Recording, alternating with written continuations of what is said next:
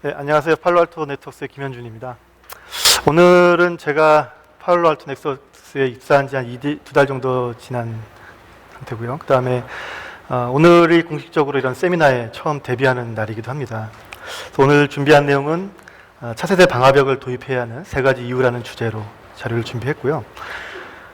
오늘 오신 분들한테 제가 제가 처음 데뷔하는 날을 기념하기도 하고, 그 다음에 또 오신 분들 감사를 드리고자 하는 의미에서 제가 최첨단 온라인 퀴즈 시스템을 준비를 했습니다. 그래서 오늘 제가 설명드릴 내용을 쭉 들으시고 세션이 끝나기 한 10분 전쯤에 제가 퀴즈를 7개를 내드릴 겁니다. 그래서 방법은 굉장히 간단합니다. 각자 갖고 계신 모바일 디바이스에서 카우.it라고 웹브라우저에서 접속을 하시면은 이런 창이 뜰 거고요. 거기다가 이제 제가 끝날 때쯤 핀 넘버를 알려드리면은 그 핀 넘버를 브라우저상에서 입력을 하시면 됩니다. 카우.it라고 먼저 접속하신 다음에, 그리고 거기에 각자 닉네임을 적으셔야 되는데, 여기 오신 분들이 닉네임이 또 중복될 수가 있으니까 회사 네임하고 그 다음에 이름으로 닉네임을 정하도록 하겠습니다. 물론 회사 네임도 영문 이니셜로 하셔야 되고, 물론 이제 회사 네임이 좀 노출되기 좀 부담스러우시다 그러면은 이니셜로 하셔도 되고요. 성함도 이니셜로 하셔도 됩니다. 그래서 이렇게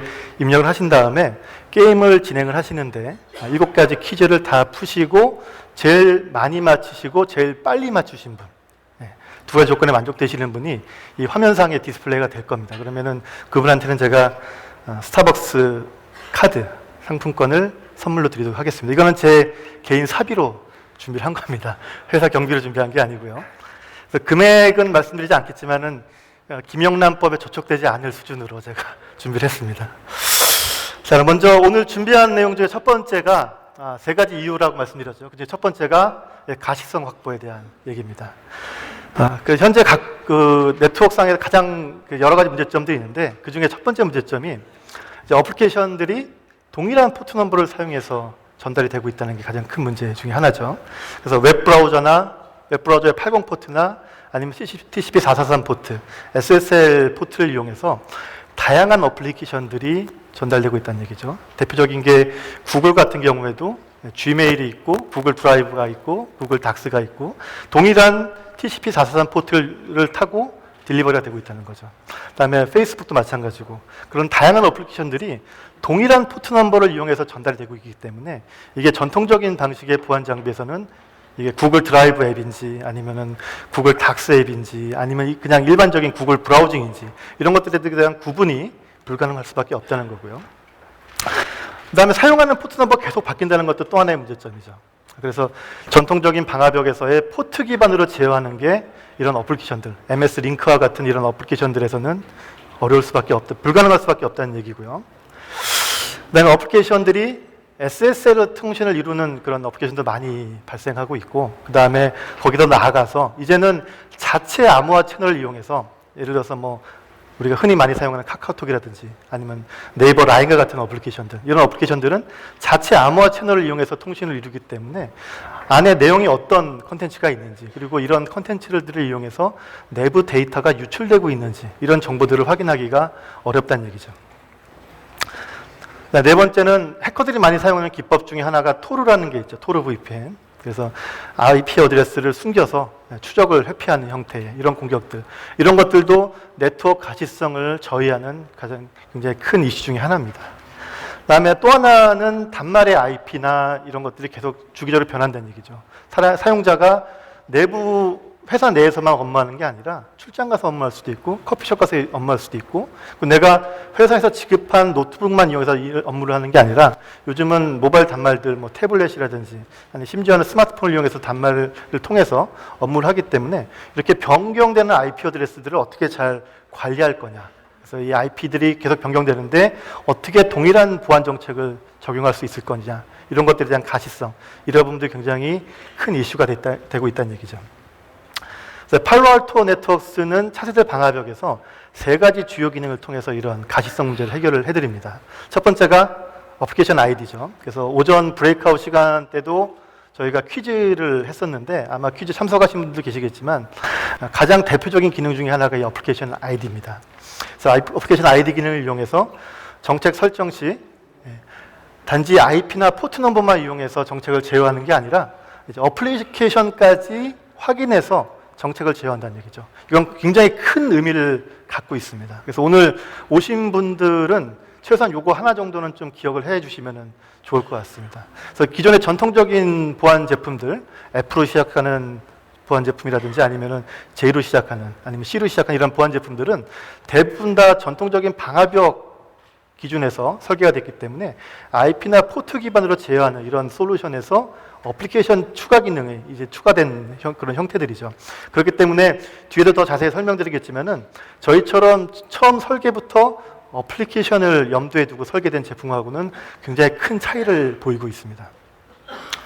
두 번째는 그 앱 아이디를 이용해서 암호화된 채널에 대한 어플리케이션도 인지할 수 있다는 얘기죠. 그래서 별도의 암호화 키 없이, 굉장히 중요한 내용이죠. 별도의 암호화 키 없이도, 그러니까 별도의 디크립션 과정이 필요 없이 어플리케이션이 암호화되어 있다고 하더라도 구분할 수 있다는 게 가장 또 큰 특징 중에 하나입니다. 예를 들어서 카카오톡 같은 경우에도 처음에 그 채팅을 하는 어플리케이션이 있을 거고, 그 다음에 파일 트랜스퍼라는 어플리케이션이 있을 거고요. 그 다음에 우리가 오디오 챗을 하는 어플리케이션들도 있겠죠. 이런 것들이 자체적인 암호화 채널을 이용해서 암호화가 되어 있기 때문에 일반적인 보안 장품에서는 이게 어떠한 앱인지, 현재 사용자가 어떤 행위를 하고 있는지를 구별하기가 불가능합니다. 네, 팔로알토는 휴레스틱 엔진을 이용해서 별도의 암호화 키 없이도 디크립션 없이 이런 어플리케이션들을 구분할 수 있기 때문에 사용자들이 사내에서 카카오톡 앱을 이용해서 내 PC용 카카오톡을 이용해서 채팅은 가능하지만 파일 트랜스퍼는 불가능하게끔 이런 식으로 세부적인 보안 정책을 세울 수가 있다는 얘기죠. 네, 두 번째는 SSL 복호화 기능입니다. 좀 전에 말씀드렸던 것처럼 암호화 키 없이도 어플리케이션은 구분할 수 있지만 실제 컨텐츠에 대한 이런 확인 과정은 실제로는 디크립션이 해야만 할 수가 있다는 얘기죠. 그래서 저희는 포워드 프락시라든지 아니면은 서버로 인바운드 되는 SSL 트래픽 같은 경우에는 서버 인증서를 미리 인스톨해서 디크립션 과정을 거친 다음에 그 안에 어떤 위협 정보들이 있는지, 익스플로이트 유발시키는 코드가 있다든지 아니면 버퍼 오버플로우 일으키는 코드가 있는지 이런 위협 정보들이 있는지를 검사할 수 있는 기능들도 제공을 하고 있습니다. 세 번째가 유저 아이디 쪽이죠. 그래서 아까 여러 가지 챌린지 중에서 사용자 단말의 IP가 계속 변경된다고 말씀드렸죠. 그다음에 사용되는 모바일 단말들도 늘어나기 때문에 저 같은 경우에도 지금 랩탑도 쓰고 있지만은 태블릿도 쓰고 있고 스마트폰도 쓰고 있고 이렇게 다양한 모바일 기기에서 변경되는 IP 어드레스 이런 것들을 이제는 IP 어드레스로 제어하는 데는 한계가 있다는 거고요.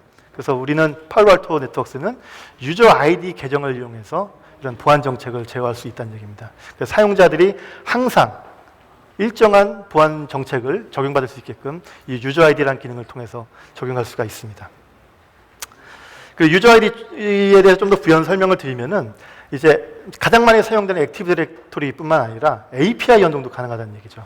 이건 또 그 경쟁사 대비 차별화되는 기능 중에 하나입니다. 그래서 우리는 액티브 디렉토리뿐만 아니라 만약에 인사 데이터베이스가 있다고 가정을 하면은 그 인사 데이터베이스를 저희가 제공해드리는 API를 통해서 연동할 수 있는 이런 기능들도 제공하기 때문에 굉장히 다양한 확장성을 제공했다는 얘기죠.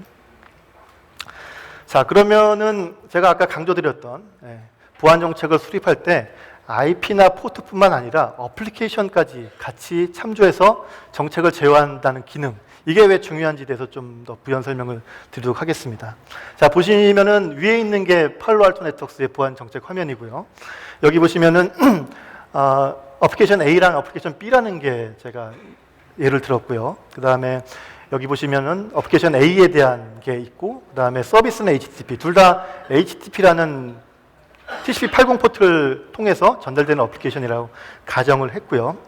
그다음 밑에는 경쟁사의 보안 정책 화면인데, 물론 어떤 회사인지는 보시고 아시는 분도 계시겠지만 여기서 이제 말씀은 안 드릴 거고요. 근데 대부분의 그 경쟁사 제품들이 아까도 말씀드렸던 것처럼 IP랑 포트 기반으로 제어하는 레가시 방화벽, 트래디셔널 방화벽에서 어플리케이션을 인식할 수 있는 기능이 추가된 형태이기 때문에 동일할 거라고 예상을 하고 있습니다. 그래서 보면은 두 개의 보안 정책이 유사한 것처럼 보이죠. 그렇죠? 여기 보시는 것처럼 어플리케이션 A, B가 나눠져 있고 서비스 HTTP, 웹 포트를 통해서 전달이 되는 형태고요. 밑에 것도 마찬가지로 어플리케이션 A, B가 구분되어 있고 서비스 HTTP 이런 식으로 정책이 설정되어 있습니다. 그럼 실제 자, 요 애니메이션은 제가 오전에 추가하느라고 약간 좀 NG가 났네요. 보시는 것처럼 어드레스뿐만 아니라 서비스에다가 저희는 어플리케이션까지 추가로 탐지할 수 분석을 해서 이게 매칭되는 형태에서만 적용이 된다는 의미고요. 밑에 있는 제품 같은 경우는 어플리케이션은 확인하지 않고 어드레스랑 서비스만 적용이 되면은 매치가 되면은 해당되는 보안 정책에 적용이 된다는 의미입니다.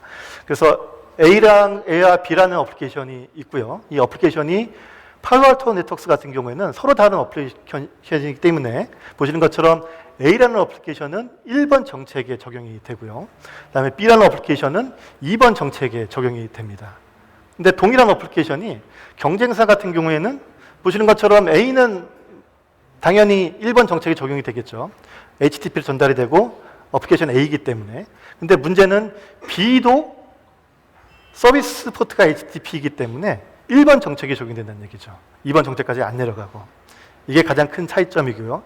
그래서 결론적으로는 경쟁사 같은 경우에는 내가 원하는 정책은 1, 2번을 각각 다르게 적용되는 것을 원하고 이런 정책을 세웠음에도 불구하고 경쟁사 같은 경우는 2번 정책은 무시되는 이런 형태로 적용된다는 얘기입니다. 그럼 내가 의도했던 거랑은 좀 다르게 적용이 되는 거죠. 자, 그래서 이런 문제점들로 인해서 어떤 문제점들이 발생될 수 있는지를 좀 더 말씀드릴게요. 그래서 VNC 어플리케이션을 허용하고 싶다. 그 다음에 전제 조건이 애플 리모트 데스크탑을 허용하고 싶다. 이런 두 가지 전제 조건이 있습니다. 그래서 이런 전제 조건에 맞는 보안 정책을 세워야 되는데 팔로알토 네트워크스 같은 경우에는 보시는 것처럼 VNC와 애플 리모트에 대한 어플리케이션을 이런 식으로 정책을 세울 수가 있고요. 그 다음에 이 어플리케이션들이 사실 어떤 서비스 포트를 통해서 딜리버리가 되는지에 대해서 고민할 필요가 없습니다. 왜냐하면 우리는 어플리케이션 디폴트라는 서비스만 지정을 하면은 자동으로 이 어플리케이션에 사용되는 TCP 포트나 UDP 포트가 디파인이 되어 있기 때문입니다. 이미 설정이 되어 있다는 얘기죠. 그렇기 때문에 우리는 별도의 고민 필요 없이 그냥 내가 원하는 어플리케이션을 추가하면 되고요.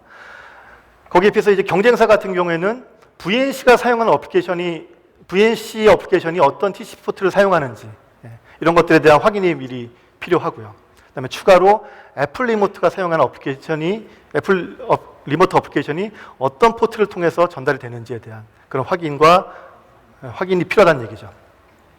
그래서 우리는 보시는 것처럼 애플 리모트 데스크탑과 VNC에 대한 어플리케이션만 추가하시고 이렇게 심플하게 구성하시면 되는데 경쟁사 같은 경우는 오른쪽에 보시는 것처럼 이 각각의 어플리케이션들이 어떤 서비스 포트를 이용해서 전달이 되는지 이런 것들이 확인이 필요하고 추가로 공교롭게 또 애플 리모트랑 VNC 어플리케이션이 TCP 5900번이라는 포트를 동일하게 사용을 합니다. VNC 같은 경우 여러 개의 멀티포트를 사용하는데 그중에 TCP 5900번은 두 개의 어플리케이션을 공유를 한다는 얘기죠.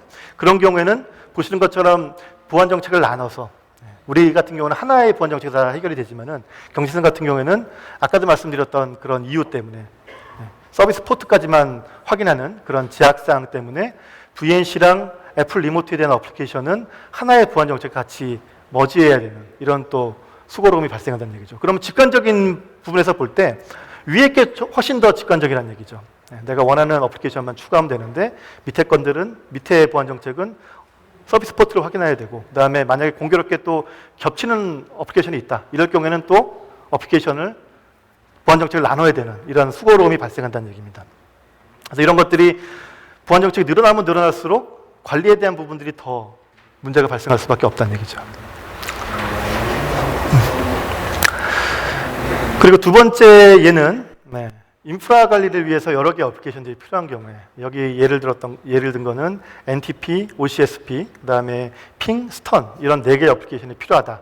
이런 경우에 팔로알토 네트워크스 같은 경우는 마찬가지로 각각의 어플리케이션만 추가하면 됩니다. 이 어플리케이션들이 어떤 서비스 포트를 이용하는지 고민할 필요가 없다는 얘기죠. 그렇죠?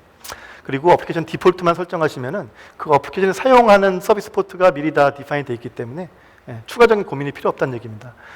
근데 경쟁사 같은 경우에는 동일한 서비스 포트를 이용하게 되면은 맨 위에 있는 보안 정책만 적용이 된다는 얘기죠.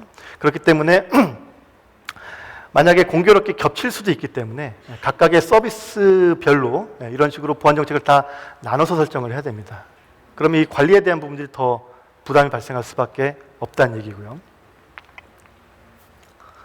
그래서 우리 같은 경우와 이제 경쟁사 같은 경우 이렇게 비교해서 보실 수가 있고요. 그리고 아까 처음에 예를 들었던 그 SaaS 어플리케이션들, 예를 들어서 지금 보시는 것처럼 박스넷이라든지 아니면 고투미팅 같은 웹 브라우저를 이용해서 딜리버되는 어플리케이션들, 이런 어플리케이션들이 이제 대표적인 사스 어플리케이션들이 있을 텐데, 이런 어플리케이션에 대한 정의도 저희는 굉장히 심플하게 할 수 있다는 얘기죠. 그래서 여기 보시는 것처럼 박스 어플리케이션들에 대한 정의만 해주시고, 그 어플리케이션을 사용하는 포트에 대한 이런 고민이 필요 없이 바로 적용할 수가 있는데, 경쟁사 같은 경우에는 각각의 서비스 포트별로 HTTP냐 아니면 HTTPS냐에 따라서 또 구별을 해서 두 개의 보안 정책을 또 세워야 됩니다. 그렇기 때문에 굉장히 번거로울 수밖에 없는 거죠. 그리고 조금 더 이제 심각한 문제에 대해서 설명을 드릴 텐데, 지금 같은 경우는 어드레스에 대한 제약은 없었죠. 서비스에 대한 제약만 예를 들어 설명을 드렸던 거였고, 지금처럼 만약에 마케팅 부서에서만 유튜브에 접속을 허용하는 이런 보안 정책을 세우고 싶다. 이런 경우에는 팔로네트워크스 같은 경우에는 심플합니다. 유튜브 어플리케이션을 마케팅 디파트먼트라는 오브젝트를 만들어서 추가해 주시면 됩니다. 그래서 지금까지 만들었던 애플 리모트 VNC, 그다음에 인프라를 관리하는 어플리케이션들, 그다음에 좀 전에 보셨던 사스 어플리케이션들, 이런 보안 정책을 쭉 만든 다음에 여기다가 유튜브에 관련된 어플리케이션을 추가하시면은, 그다음에 소스 어드레스를 마케팅 디파트먼트로 지정을 하시면은 끝입니다. 여기서 더 추가할 필요가 없고요. 근데 여기서 한 가지 재미있는 거는, 유튜브 같은 경우에는 자체적으로 그 유튜브로 다이렉트 들어갈 수가 없고요. 전제 조건으로 웹브라우저를 통해서 유튜브 동영상을 검색하는 과정이 필요하죠. 그리고 웹브라우징 과정이 필요합니다. 근데 그런 것들이 여기 보시는 것처럼 저희 같은 경우는 유튜브 앱을 추가하시고 적용을 하시게 되면, 저희 용어로 이제 커밋인데, 커밋을 하시게 되면은 보시는 것처럼 유튜브에 디펜던시 된 어플리케이션이 있다라는 경고창을 띄워줍니다. 그래서 유튜브 앱을 사용하기 위해서는 SSL 웹브라우저인데 앱이 전제 조건이 필요하다라는 경고창을 또 띄워줍니다. 친절하게 이런 경고창을 띄워주기 때문에 저희는 이 유튜브 앱을 사용하기 위해서 어떤 전제 조건이 필요한지, 사용자가 어떤 전제 조건이 거쳐야 되는지에 대한 것들이 확인할 수가 있다는 얘기죠. 그래서 이런 경고창을 보고서 유튜브가 아니라 유튜브와 구글 베이스와 관련된 웹브라우징, 이런 앱들을 추가해 줄 수 있는 이런 메시지를 통해서 확인할 수가 있다는 얘기죠.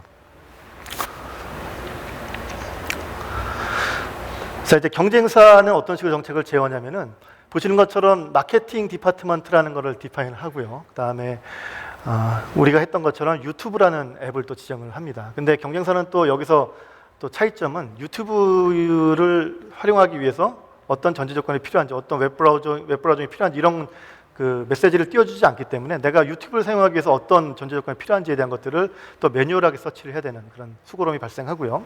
또 하나 문제점은, 자, 이런 식으로 이제 보안 정책을 세웠다고 가정을 하시면은, 이 마케팅 디파트먼트에 있는 사람들은 이 사스 앱을 사용할 수 있을까요, 없을까요? 이건 퀴즈는 아닙니다. 그냥 보시고서 지금까지 설명드렸던 내용을 토대로 해서 한번 유출 한번 해보시죠. 자, 유튜브 같은 경우에는 마케팅 디파트먼트에 HTTP나 HTTPS만 사용하는 이런 보안 정책이고, 그 유튜브만 지정이 돼 있죠. 그러면은 이 마케팅 디파트먼트에 있는 사용자가 사스를 접속하려고 하면은 여기서 결정이 나버리죠.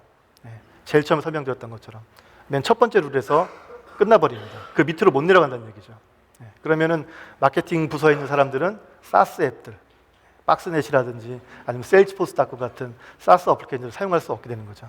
그래서 결국에는 이런 식으로 또 세부적으로 나눠야 되는 거죠. 마케팅 디파트먼트를 또 두 개를 만들어서 거기다가 유튜브뿐만 아니라 사스 앱들을 다 추가시켜줘야 되는 이런 번거로움이 발생한다는 얘기입니다. 굉장히 번거롭죠.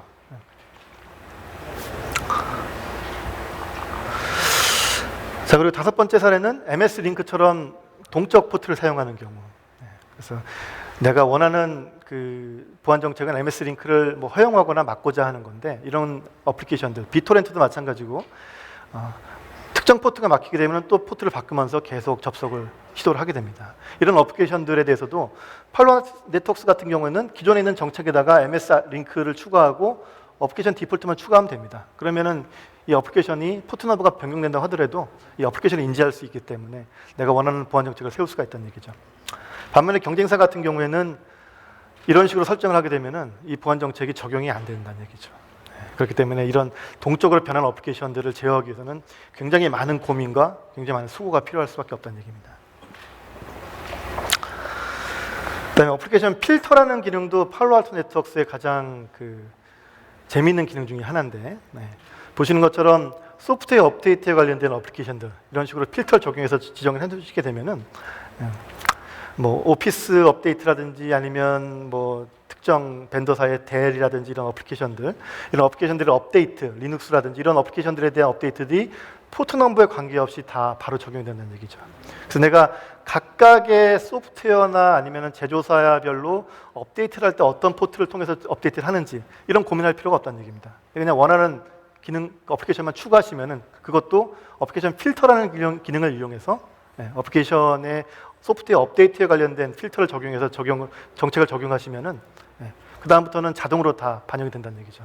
그래서 저 어플리케이션에 대해 특정 제조사의 소프트웨어 업데이트 포트 넘버가 변경된다. 이런 경우에도 고민할 필요가 없다는 얘기죠. 왜냐하면 어플리케이션 내에서 자동으로 반영되기 때문에 운영하시는 분들은 더 이상의 고민할 필요가 없다는 얘기입니다. 자, 여기까지가 어플리케이션을 통해서 보안 정책을 제어하는 이런 장점에 대해서 좀 설명을 드렸고요. 그다음에 이 앱 아이디 가시성을 확보하기 위해서 팔로알토가 제공하는 기능 중에 이제 또 하나 대표적인 게 유저 아이디죠. 그래서 사용자 아이디나 아니면 그룹 정보를 기반으로 정책을 제어할 수 있는 기능들. 그래서 아까도 말씀드렸지만 액티브 디렉토리뿐만 아니라 API를 저희가 제공하기 때문에 그런 API를 연동을 통해서 이런 식으로 사용자별로 정책을 제어할 수 있는 이런 기능들도 제공하고 있고 굉장히 다양한 고객사에서 이 기능들을 사용해서 보안성을 강화하고 있습니다. 자, 이제 두 번째 이유가 이제 첫 번째 이유는 가시성에 대한 얘기였고요. 이제 두 번째 이유는 위협 탐지에 대한 설명을 좀 드리고자 합니다. 자, 위협 탐지에 대한 설명을 드릴 때 먼저 이제 최근에 위협이 어떤 식으로 변화되고 있었는지에 대해서 그런 트렌드를 좀 준비를 해봤는데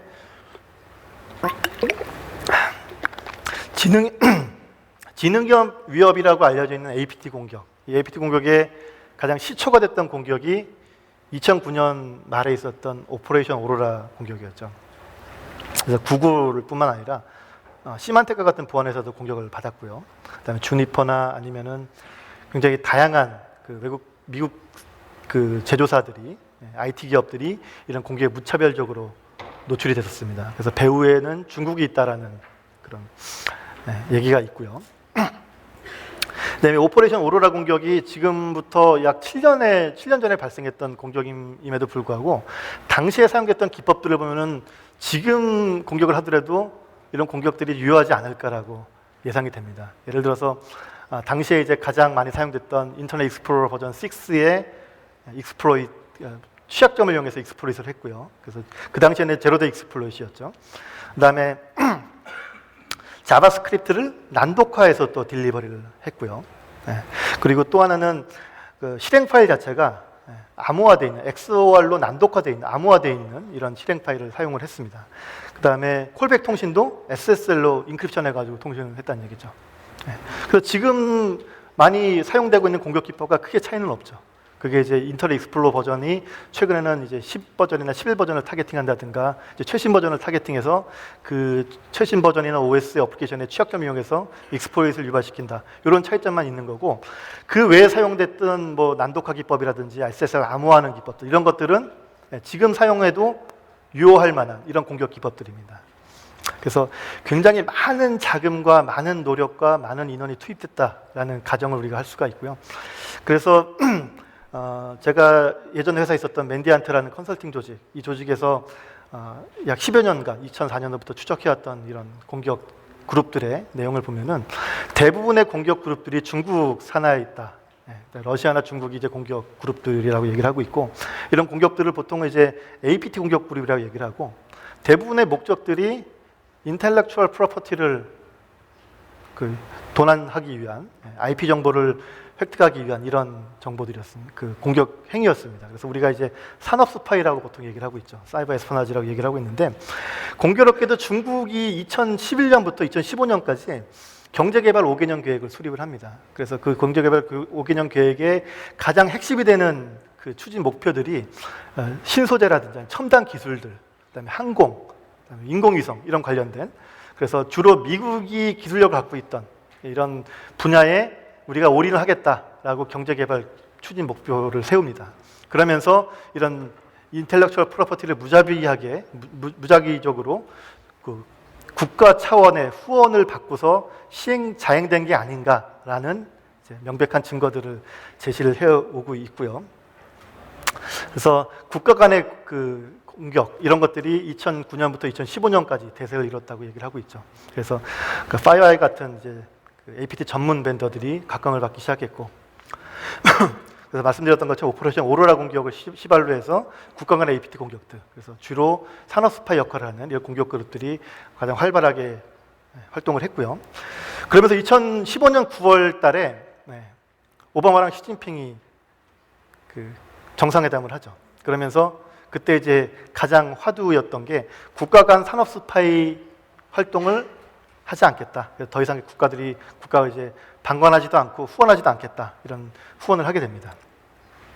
그러면서 공교롭게 2015년부터는 이런 국가 간의 사이버 어택들, 산업 스파이 행동을 하는 이런 사이버 어택들이 급격하게 감소를 했고요. 그래서 반대급부로 2015년부터는 이제는 사이버 크라임들, 그래서 주로 개인 정보를 유출하거나 아니면은 랜섬웨어, 그리고 또는 그 금융 정보를 유출해가는 이런 공격 형태들이 많이 활동을 하고 있죠. 그래서 대표적인 게 앤썸 같이 미국의 그 의료 정보들을 9천만 건 이상의 개인 정보가 유출됐죠. 앤썸 같은 경우에 이런 정보들. 그 다음에 타겟 같은 경우에도 2014년 말이 있었지만은 타겟 같은 경우에도 금융 정보를 유출해가는 행위들이었고, JP 모건도 2014년 9월달에 14년이지만은 2014년 9월달에 약 7천만 건의 개인 정보가 금융 정보가 유출됐던 이런 사고들이 있었습니다. 이런 국가 간 사이버 전쟁보다는 이런 사이버 크라임을 시행하는 공격 그룹들은 사실은 그 공격 툴에 대한 투자하는 이런 금액이나 아니면 공격 규모 이런 것들은 비교가 안 됩니다. 그래서 대부분의 이제 사이버 크라임을 시행하는 공격 그룹들은 굉장히 웰 펀디드 돼 있고 웰 오거나이즈 된 게 아니라 일반적으로는 다크넷이라든지 우리가 암거래를 하고 있는 이런 공격 툴들을 구매를 해서 다시 공격을 하는 이런 형태로 공격을 시도한다는 얘기죠. 그렇기 때문에 공격에 대한 그 정교성이라든지 수준이나 이런 것들은 국가 간 사이버 공격과에 비해서는 상대적으로 떨어질 수밖에 없습니다. 그래서 이제는 그 파이어아이 같은 경우에도 사실 이제 모멘텀은 어느 정도 좀 잃어가고 있죠. 왜냐하면 이런 수요가 많이 줄어들고 있기 때문에. 그래서 주식 같은 경우에도 보시는 것처럼 굉장히 많이 좀 떨어져 있는 것들을 알 수가 있고요. 그래서 이제는 그 CTA 같은 사이버 스트레트 얼라이언스, 물론 이제 팔로알토도 그 하나의 얼라이언스 중에 하나지만은 이러는 여러 그 기업 간, 보안 기업 간의 위협 정보 교류만 해도 충분히 이런 현재 발생하는 이런 사이버 크라임 형태의 공격들은 방어할 수 있지 않을까라는 게 제가 드리고자 하는 주요 메시지고요. 그래서 물론 이제 사이버 어택 같은 경우에는 국가 간 사이버 어택뿐만 아니라 이런 사이버 크라임 같은 경우도 동일한 형태의 동일한 공격 과정을 거치긴 합니다. 그래서 보시는 것처럼 처음에 정보 수집을 하게 되고요. 그래서 아까 말씀드렸던 것처럼 다크넷이라든지 이런 그 언더그라운드 포럼을 통해서 공격 정보들을 수집을 하고 공격 툴들을 서로 수집을 하게 되고요.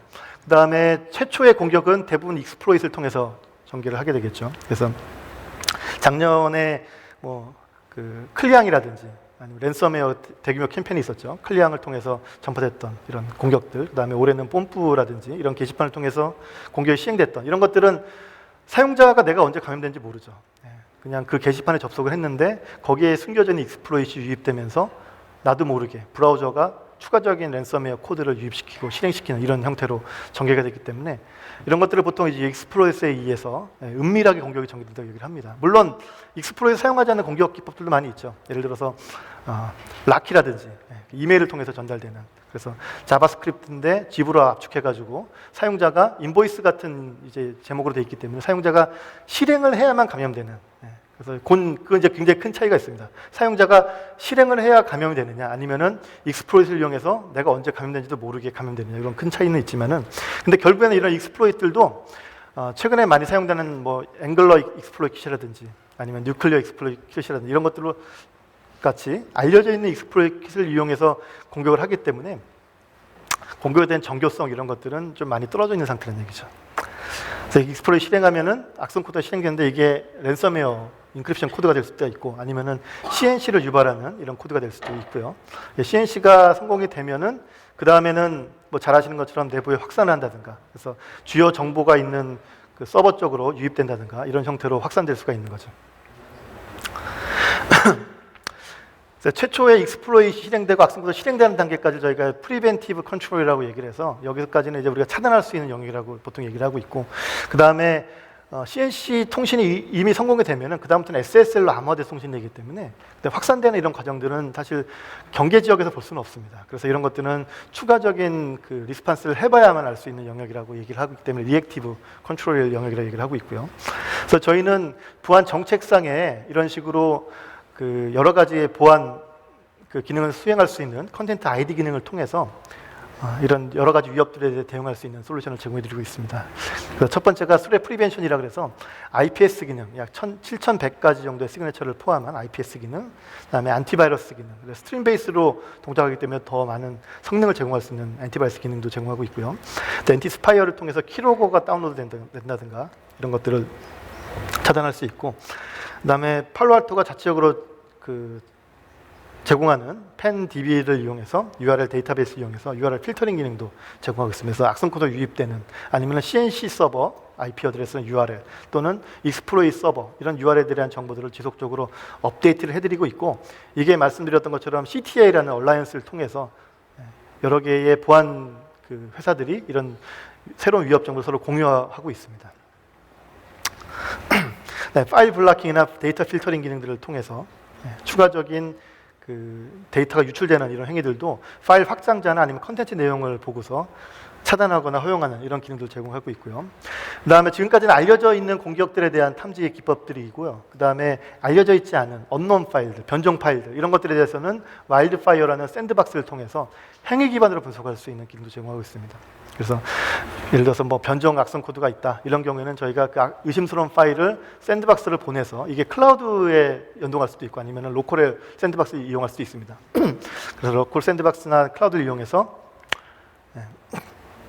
알려져 있지 않은 그런 변종 코드들을 행위 기반으로 이 의심스러운 파일이 어떤 행위를 하는지 OS상에 어떤 변화를 유발시키는지를 모니터링 하다가 아웃바운드 커넥션을 유발시킨다든가 아니면 레지스트리를 변경한다든가 아니면 이런 행위들을 보고서 악성인지 아닌지를 판단할 수가 있다는 얘기죠.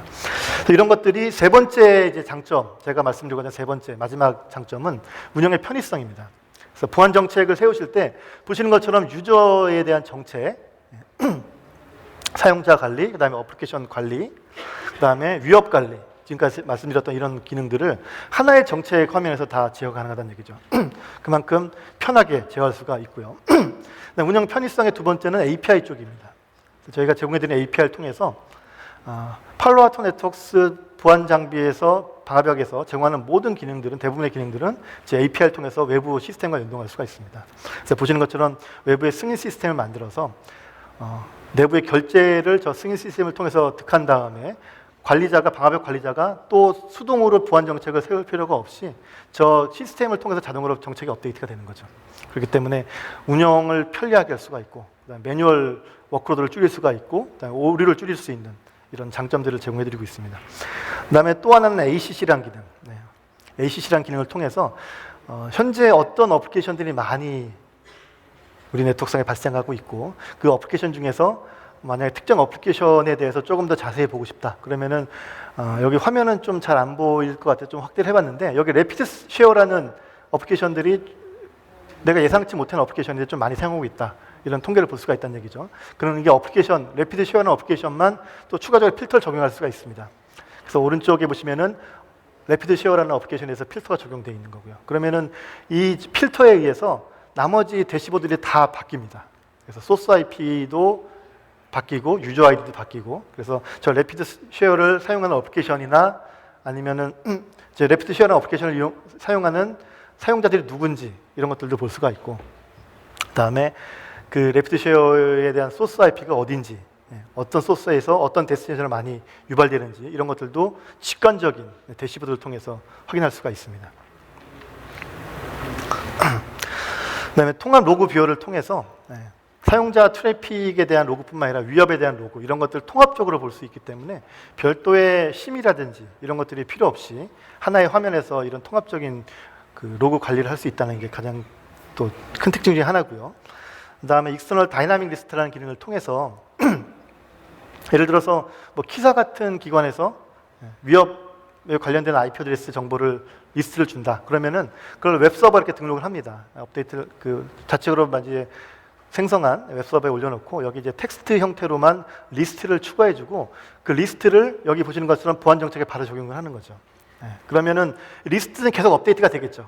그럼 업데이트 될 때마다 사용자가 그 리스트를 다시 또 매뉴얼하게 방화벽 정책에다가 적용할 필요 없이 방화벽이 자동으로 그 리스트를 받아와서 정책에 반영을 합니다. 그렇기 때문에 한번 설정만 해놓으면은 저런 리스트들이 업데이트가 된다고 하더라도 관리자들이 고민할 필요가 없다는 얘기죠. 그다음 태그라는 기능도 굉장히 중요한 재미있는 기능 중에 하나인데 태그라는 기능을 이용하시면 태그 브라우저를 이용해서 각각의 보안 정책이나 어드레스 오브젝트 이런 것들을 태깅을 걸 수가 있습니다. 그래서 내가 원하는 그 리소스다 아니면 저 보안 정책을 빠르게 찾고자 할 때 저런 태그 기능을 이용해서 쉽게 검색을 할 수가 있고요.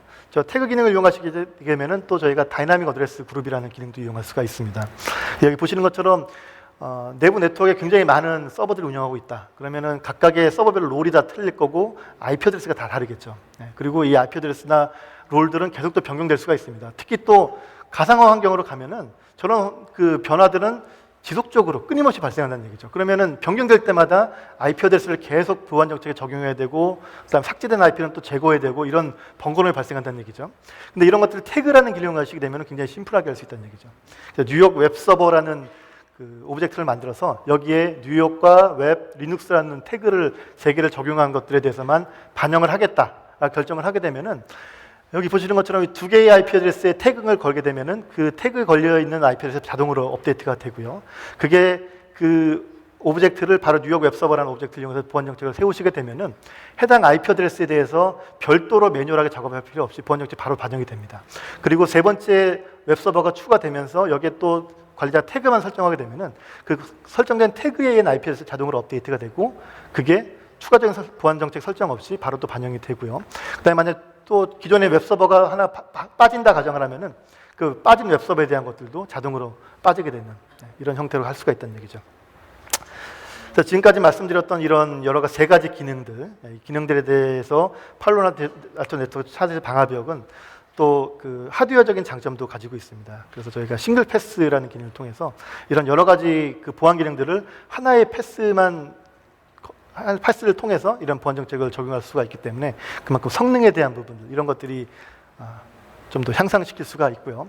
그다음에 데이터 플레인과 컨트롤 플레인이 분리되어 있기 때문에 위에 있는 컨트롤 플레인과 데이터 플레인이 분리되어 있고 그다음에 데이터 플레인도 각각의 기능별로 또 물리적으로 나눠져 있기 때문에 예를 들어서 서비스 트래픽이 급증한다고 하더라도 이 장비에 대한 매니지먼트에 대해 부하를 안 주고 만약에 장비 매니지먼트 쪽에 부하를 받는다고 하더라도 사용자 트래픽 쪽에는 영향을 안 받는 이런 식으로 아예 물리적으로 분리가 되어 있습니다.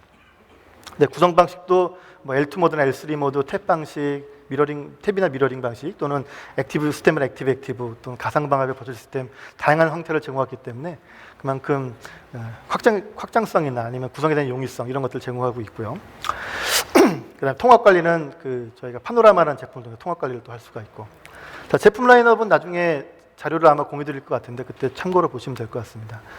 그다음에 가상 방화벽에 대한 성능 이런 것들도 제공을 하고 있고요.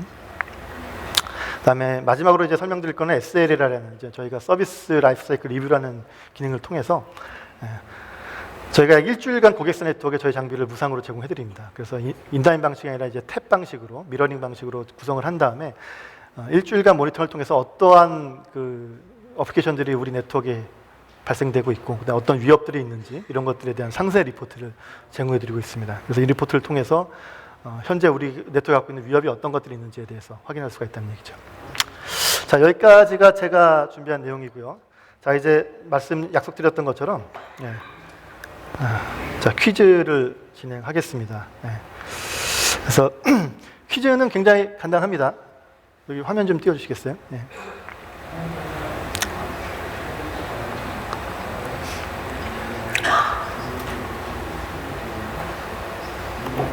잠시만요.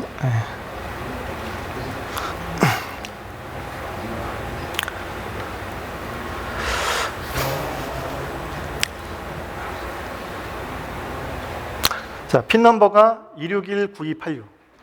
그래서 그냥 모바일 디바이스에서 웹 브라우저로 띄우신 다음에 kahoot.it로 접속하시고 kahot.it로 접속하시고 지금 6분, 7분, 8분, 9분 접속을 하고 계시고요. 그래서 저 핀 넘버하고 아까 말씀드렸던 것처럼 회사 이름, 본인의 닉네임 이렇게 접속을 하시면은 그러면 게임에 참가할 수가 있고요. 그다음에 총 7가지 문제를 내드립니다. 그래서 7가지 문제 중에 빨리 맞추시고 정답을 맞추신 분들이 포인트가 가장 많이 받게 되고요. 그래서 총 7개 문제가 다 끝난 다음에 가장 높은 점수를 받으신 분한테 제가 개인 사비로 준비한, 정성스럽게 준비한 스타벅스 카드를 제공해드리겠습니다. 시간이 많지가 않아서 10초 후에 시작을 하겠습니다.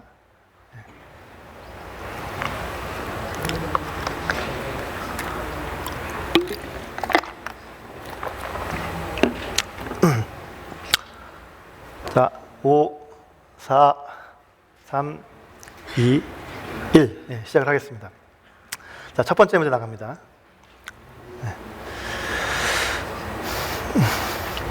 자, 다음 중 팔로알토 네트워크 차세 방어벽의 주요 기능이 아닌 것. 4가지 보기가 나올 겁니다. 자, 첫 번째가 앱 아이디, 스레드 아이디, 유저 아이디, 컨텐트 아이디. 이 중에서 본인의 화면에서 동일한 색깔을 선택하시면 됩니다.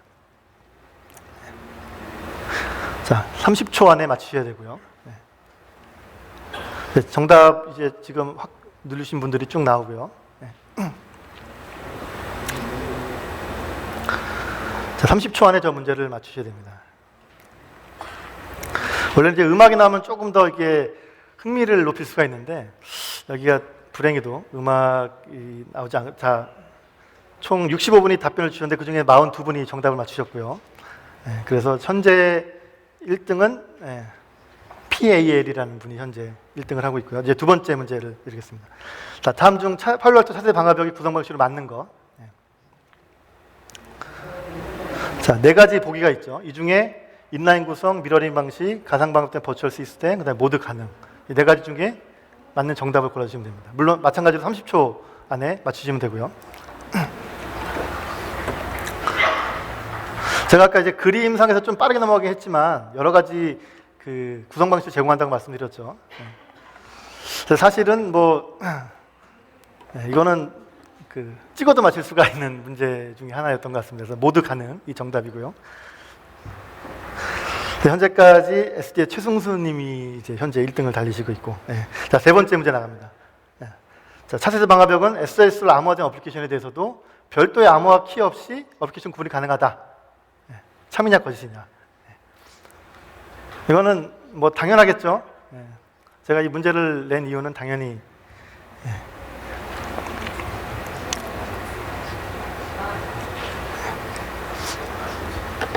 이 문제도 틀리신 분이 있으시면 조금 곤란할 것 같습니다.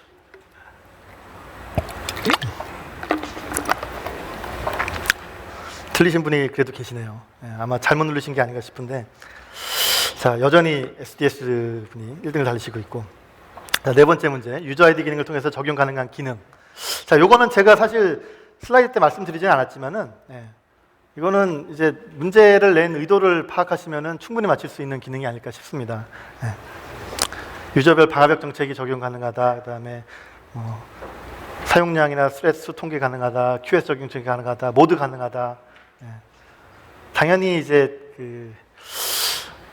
당연하겠죠. 자, 그런데도 불구하고 여전히 또 틀리신 분이 계시긴 하네요. 아, 이제 순서가 바뀌었습니다. 이랜드의 이병찬님이 1등으로 올라오셨고요. 자, 다섯 번째 문제. 차세대 방화벽의 특징과 거리가 먼 것.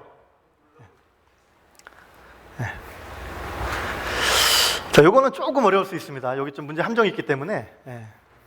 자, 아까 이제 제가 분리가 돼 있다라고 뭔가 한 장 말씀드렸었고요. 그 다음에 이제 뭐 병렬 프로세싱에 대한 건 말씀드리지 않았지만은 병렬 프로세싱은 가능하고, 그 다음에 싱글 패스는 제가 강조를 드렸죠. 싱글 패스 통해서 여러 개 번역 적용할 수 있다. 그 다음에 API 지원은 아까 그 보안 정책 제어하는 그 인사 시스템과 연동할 수 있다. 뭐 이런 내용을 말씀드렸는데, 통합이 아니라 이제 분리죠. 컨트롤 분리가 데이터 분리되어 있기 때문에 이건 좀 어려웠던 문제였던 것 같고, 또 1등이 바뀌었네요.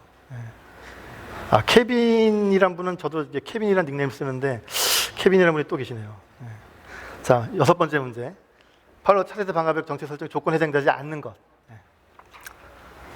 자, 요건 제가 강조를 드렸었죠. IP 어드레스, 프로토콜 포트 넘버, 그다음에 어플리케이션까지 볼 수 있다 말씀드렸고, 그다음에 맥 어드레스는 사실 이제 맥 어드레스를 이용해서 정책을 제어하는 방화벽은 아마 저도 방화벽 지원을 오래 했지만은 거의 없지 않을까 싶습니다.